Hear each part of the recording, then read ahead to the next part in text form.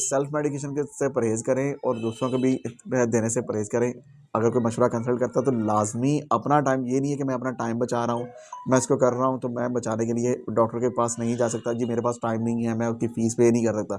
बहुत सारे मॉलेज, बहुत सारे सेंटर्स ऐसे हैं जो फ़ीस भी नहीं लेते हैं। मकबूल मेडिसिन में आपको मकबूल चार्जेज़ के साथ आपको मेडिसिन भी देते हैं। तो कोशिश करें जनाब वाला कि आप जितने भी मरीज़ हैं, जो भी पेशेंट्स हैं, इन सब को हम यही एडवाइस करेंगे। अब सब डॉक्टर्स जो हैं, वो उनकी तरफ से भी यही गुज़ारिश है कि जनाब वाला आप सेल्फ मेडिकेशन से परहेज़ करें, डॉक्टर साहब के पास क्लिनिक पे विज़िट करें और जाके उनसे मेडिकेशन लिया करें। क्योंकि जो काम जिसका है ना, वो उसी को सही लगता है। अब खुद से अगर एक बंदा कहे कि मैं